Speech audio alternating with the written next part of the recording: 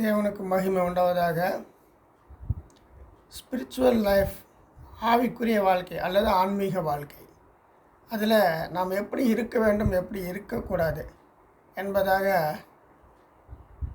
அந்த விஷயத்துக்கு ஒரு சிறு உதாரணத்தை, உவமையை நாம் பார்க்கலாம். அதாவது ஒரு விவசாயி ஒருத்தர் வாய்க்காலில் தண்ணி வந்துட்டுருக்கு. அந்த தண்ணியை எப்படியாவது வெட்டி கொண்டு வந்து தன்னுடைய வயலில் சேர்த்திடணும் என்பதாக அவர் காலையில் 5 மணிக்கு எழுந்திரிச்சு வாய்க்காலிலிருந்து தண்ணியை தன்னுடைய வயல் பக்கம் திருப்பதற்காக வெட்டி கொண்டே வருகிறார். வெட்டி வெட்டி வெட்டி காலையில் 10 மணி ஆகுது, வெட்டிக்கிட்டே இருக்கார். சம்சாரம் வர்றாங்க, எங்கே வாங்க சாப்பிட்லாம், அப்புறம் போய் வெட்டுங்க அப்படின்னு. இல்லை எனக்கு டைம் இல்லை, நான் அப்புறம் சாப்பிட்டுக்கிறேன் அப்படின்னு அவர் விடாமல் வெட்டிக்கிட்டே வர்றாரு. மணி 3 ஆயிடுது மத்தியானம். மறுபடியும் அவங்க சம்சார் வந்து கூப்பிட்றாங்க சாப்பிட்றதுக்கு. அவர் எனக்கு சாப்பிட்ல, இப்போ வேண்டாம், எனக்கு வேலை இருக்குது அப்படின்னு சொல்லி மறுபடியும் வெட்டிக்கிட்டே இருக்கிறாரு. இரவு மணி 2 ஆகி விடுகிறது. அப்போது தான் அந்த வாய்க்கால் இருக்கிற தண்ணி அவருடைய வயலில் வந்து விழுகிறது. செலவென்று அந்த சத்தம் கேட்கிறது. அவருடைய காதுக்கு மிகவும் இனிமையாக இருக்கிறது. உடனே அந்த வயலில் இருந்த தண்ணியை எடுத்து கைகள் மூஞ்சில் கழுவிட்டு சந்தோஷத்தோடு வீட்டுக்கு போகிறார். இரவு மணி 2. தன் மனைவி இடத்துல போய் எனக்கு சாப்பாடு வை என்று சொல்லி சாப்பிட்டு விட்டு நிம்மதியாக படுத்து உறங்குகிறார். இதே போல் பக்கத்து வீட்டுக்காரருக்கும் ஒரு வயல் இருக்கிறது. அவரும் நாமும் இந்த வாய்க்கால் இருக்கிற தண்ணியை நம்ம காட்டுக்கு கொண்டு போகலாம் என்று சொல்லி அவரும் வெட்டி கொண்டே வருகிறார். அதிகாலை 5 மணிக்கு எழுந்துச்சு. காலை 10 மணி ஆனால் அவங்க சம்சாரம் வந்து எனக்கு வாங்க சாப்பிட்லாம், அப்புறம் போய் வெட்டுங்கன்னா சரின்னு ஒரு கைகள் மூச்சு கழிட்டு போய் சாப்பிட்றாரு. சாப்பிட்ட உடனே அவருக்கு ஒரே இதாக இருக்குது, டயர்டாக இருக்குது. அவங்க சம்சாரம் சொல்கிறாங்க, கொஞ்ச நேரம் படுத்து ரெஸ்ட் எடுங்கன்னு. கொஞ்ச நேரம் படுக்கிறார். மணி 12 ஆகுது, மத்தியானம் 12 ஆகுது. சரி, இன்னும் கொஞ்சம் நேரம் நம்ம போய் வெட்டுறேன் அப்படின்னு சொன்னோன்னா, இந்த வெயில் எதுக்கு வெட்டுறீங்க, அப்புறம் சாயங்காலத்துக்கு மேலே வெட்டுக்கணுன்னா சாயங்காலம் ஒரு 4 மணி மேலே வெட்ட ஆரம்பிக்கிறாரு. ஒரு 10 மணி வரைக்கும் வெட்டுறாரு. அவங்க சம்சார் வந்து வாங்க சாப்பிட்லாம் அப்படின்னு கூப்பிட்டோன்னா சரின்னு போய் சாப்பிட்டு வீட்டில் நிம்மதியாக படுத்து தூங்கிட்டார். அடுத்த நாள் அதே மாதிரி வெட்டிகிட்டு இருக்கார். அடுத்த நாள் வெட்டுறாரு, அதுக்கு அடுத்த நாள் வெட்டுறாரு. அவர்னால் அந்த வயலுக்கு வந்து சேர்றதுக்கு 3 நாள் ஆயிடுது. அவர் கரெக்டாக வயலில் வந்து சேர்றதுக்கு வெட்டி கொண்டு வந்து தன் வயலில் வந்து சேர்க்கறதுக்கும் கரெக்டாக வாய்க்காலில் தண்ணி நிறுத்துறதுக்கும் சரியாக போச்சு. இப்போ அவர் வெட்டுறது எந்த பலனும் இல்லை, தண்ணி வந்து சேரலை, தன்னுடைய வயல் காஞ்சி போச்சு. இதை போலத்தான் சகோதரர்களே, ஆவிக்குரிய வாழ்க்கை அல்லது ஆன்மீக வாழ்க்கை, ஸ்பிரிச்சுவல் லைஃப், அதில் நாம் கடுமையாக உழைத்தால் ஒழிய, இடைவிடாமல் உழைத்தால் ஒழிய அதில் நாம் நல்ல ரிசல்ட்டை பார்க்க முடியாது.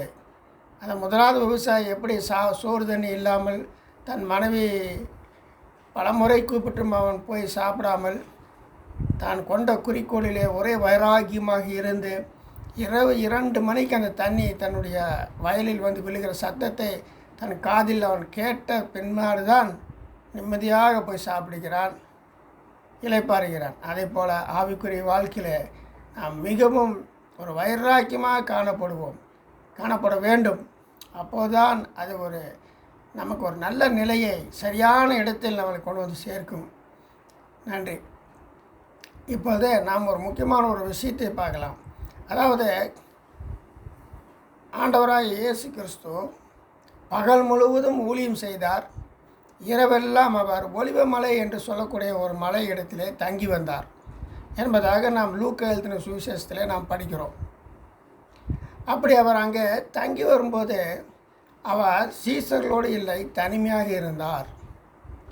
பாருங்கள், ஆண்டவரே தனிமையை அதிகமாக விரும்பினார், தேடினார். தனிமையாக இருக்க அவர் தன் வாழ்க்கையில் தனிமையாக இருக்கும்படி விரும்பினார். அவர் தனிமையாக இருந்து பிதாவை குறித்து, அதாவது கடவுளை குறித்து ஆழமாக சிந்தித்தார். கடவுளை நினைத்து தியானித்தார். கடவுளோடு ஒருமித்து அந்த வேலையை செலவிட்டார். பகல் முழுவதும் ஜனங்களோடு செலவிட்டார், இரவு முழுவதும் கடவுளோடு செலவிட்டார். அது மட்டும் அல்ல, பைபிளில் சங்கீத புஸ்தகத்தில் ஒரு வசனம் இருக்கிறது. நீங்கள் அமர்ந்திருந்து நானே தேவன் என்று அறிந்து கொள்ளுங்கள், ஜாதிகளில் உயர்ந்திருப்பேன், பூமியில் உயர்ந்திருப்பேன் என்பதாக அந்த வசனம் இருக்கிறது. அதாவது ஆண்டவர் சொல்கிறார், நீங்கள் அமர்ந்திருந்து நானே தேவன் என்று அறிந்து கொள்ளுங்கள். பாருங்கள், நம்மளை இன்றைக்கி அநேகர் உட்காருவதற்கு டைம் இருக்கிறதில்ல. உட்கார்ந்து கண்களை மூடி நாம் தியானிப்பதற்கு, நம்மை குறித்து சிந்திப்பதற்கு, சத்தியத்தை குறித்து சிந்திப்பதற்கு, மெய்யான தெய்வ உணர்வு அந்த நிலையை நாம் அடைவதற்காக முயல்வதே இல்லை. நமக்குள் இருக்கக்கூடிய தெய்வத்தை உணரக்கூடிய அந்த ஒரு இன்ட்ரெஸ்ட் யாருக்குமே வர்றதில்லை. உட்காருவதே இல்லை.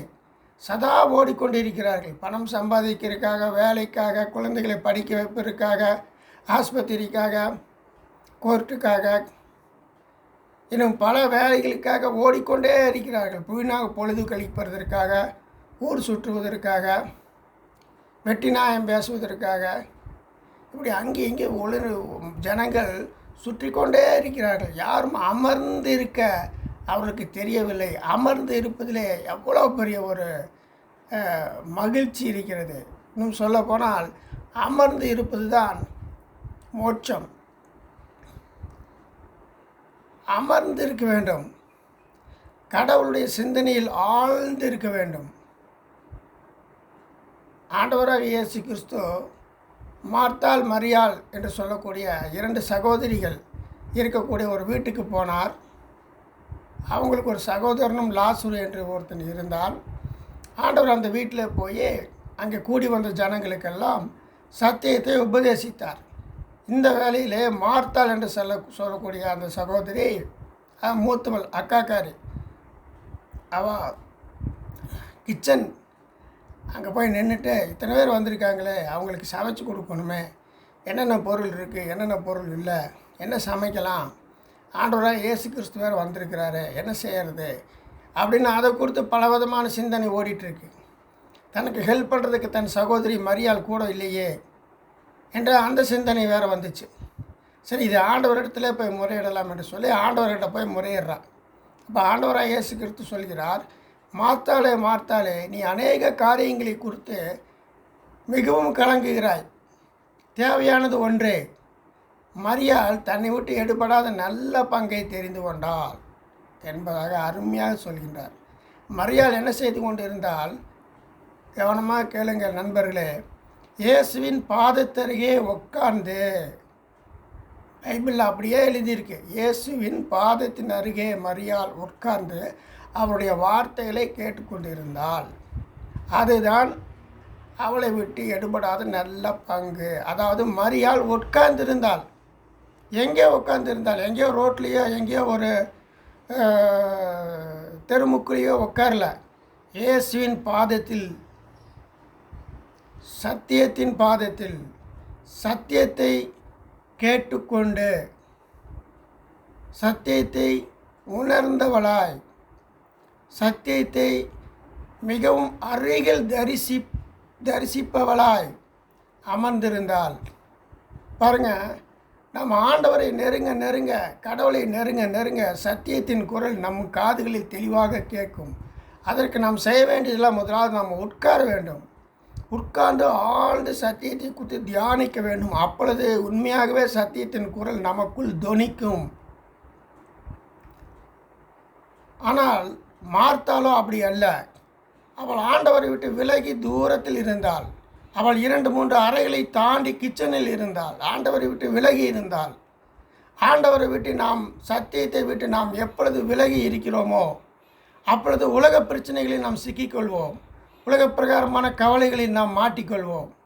உலக பிரகாரமான சிக்கல்கள், குழப்பங்கள், இச்சைகள், அதில் நாம் சிக்கிக்கொள்வோம்.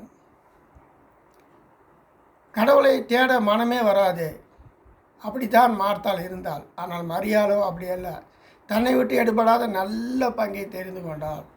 அவன் சகோதரர்களே, நாம் அமர்ந்திருப்போம். சத்தியத்தை குறித்து ஆழமாக தியானிக்க கற்றுக்கொள்வோம். அப்பொழுது சத்தியம் வேறு நாம் வேறு என்ற பிரிவினை மாறி நாம் இரண்டும் ஒன்றுதான் என்பதை அறிந்து கொள்வோம், மனதார அறிந்து கொள்வோம். சத்தியத்திற்கும் நமக்கும் எந்த பிரிவினையும் இல்லை என்பதை நாம் மனதார அறிந்து கொள்ள முடியும் சகோதரர்களே. நன்றி.